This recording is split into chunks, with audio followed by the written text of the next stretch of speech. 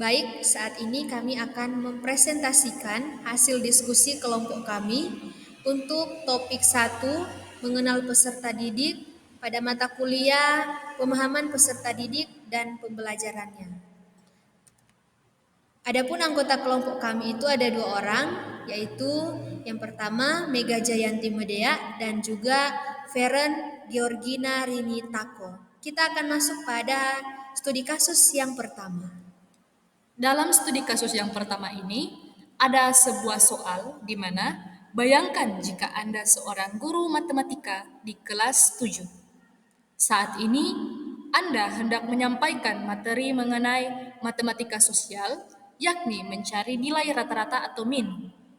Untuk memudahkan peserta didik dalam memahami pembelajaran, Anda mencoba untuk membuat urutan atau langkah-langkah yang perlu diikuti oleh peserta didik agar dapat mencari nilai rata-rata pada sebuah soal. Anda meminta kepada peserta didik untuk mengerjakan soal yang Anda berikan. Hasilnya, peserta didik mampu mengerjakan dengan benar sesuai dengan langkah-langkah yang telah Anda siapkan. Beberapa saat kemudian, Anda meminta kepada peserta didik untuk mengulangi soal yang sama tanpa melihat urutan pengerjaan soal, dan peserta didik mampu mengerjakannya dengan benar.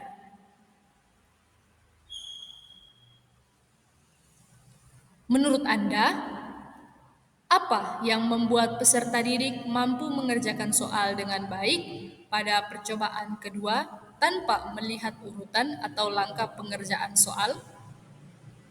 Sebagai calon guru, dalam kegiatan belajar yang seperti apa metode di atas dapat diterapkan? Elaborasi jawaban Anda dengan menyertakan teori yang berkaitan.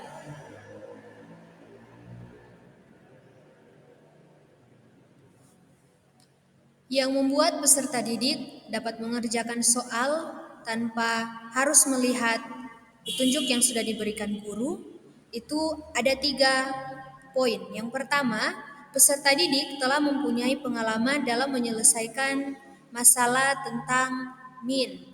Kemudian yang kedua, peserta didik mempunyai kemampuan mengorganisasikan informasi. Dan yang ketiga, guru telah mempersiapkan dengan matang materi dan strategi yang akan diajarkan beserta langkah-langkahnya.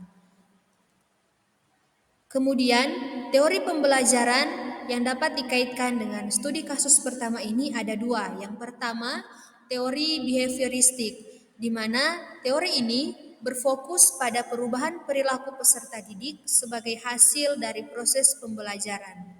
Selain itu, kesiapan guru dalam menghadapi kegiatan pembelajaran diharapkan dapat memunculkan perilaku yang diinginkan sebagai hasil dari proses belajar dengan mementingkan pembentukan kebiasaan dari latihan atau pengulangan. Dan teori yang kedua adalah teori konstruktivisme, di mana pengetahuan bertumbuh dan berkembang melalui pengalaman. Dan juga pada proses belajarnya, peserta didik melewati 2 proses, yaitu organisasi informasi dan adaptasi. Studi kasus yang berikutnya, Rina adalah seorang guru di kelas 1 SD. Sebagian besar peserta didiknya belum bisa berhitung dengan lancar. Rina sedang memikirkan cara yang sesuai untuk membantu setiap peserta didik menyelesaikan tantang belajarnya. Menurut Anda, apa yang dapat Rina lakukan untuk membantu peserta didiknya sesuai dengan tahapan perkembangan usia? Mengapa Anda menyarankan hal tersebut? Kemudian, elaborasi jawaban Anda dengan menyertakan teori yang berkaitan. Dalam metode pembelajaran yang digunakan oleh Rina, studi kasus ini kami menyelesaikan dengan menyiapkan media pembelajaran berupa nyanyian yang berkaitan dengan bilangan. Kemudian ada kreasi permainan yang menstimulus daya berpikir peserta didik. Selain itu, ada pun menganalogikan benda-benda di lingkungan sekitar peserta didik yang menyerupai dengan angka atau bilangan.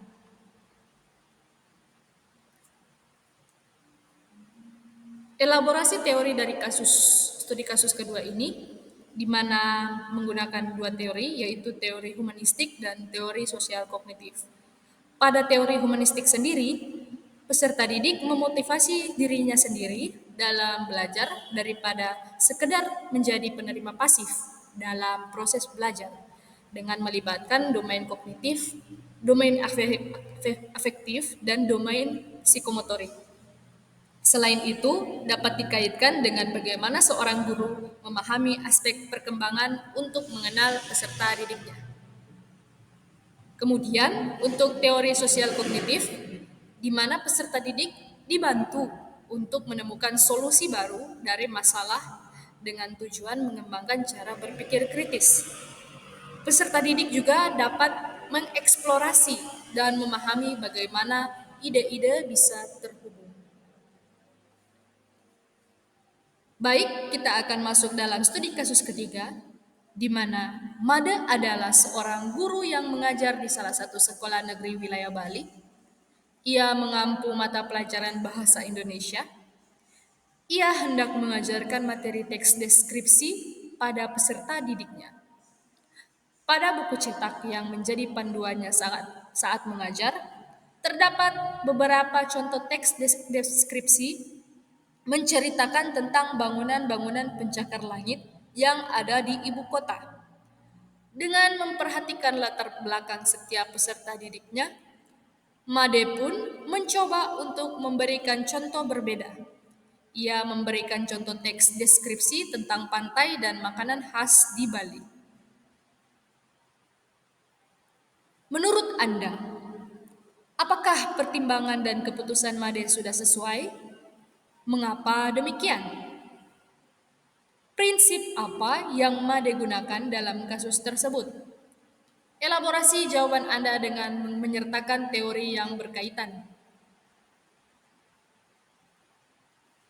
Menurut kami, pada studi kasus yang ketiga ini, keputusan Made sudah sangat sesuai. Karena kondisi lingkungan yang dijelaskan pada buku cetak berbeda situasinya dengan kondisi lingkungan peserta didik, di mana di ibu kota dan di Pulau Bali berbeda. Lebih banyak pantai dan kuliner lokal khas Bali yang lebih dekat dengan peserta didik. Kemudian, untuk pertanyaan yang kedua, Made menilik peserta didik sebagai individu yang unik dengan melihat latar belakang peserta didik berdasarkan etnik, budaya, dan lingkungan tempat peserta didik tinggal, yaitu di Pulau Bali. Demikian hasil presentasi kami. Saya ucapkan terima kasih. Salam dan bahagia.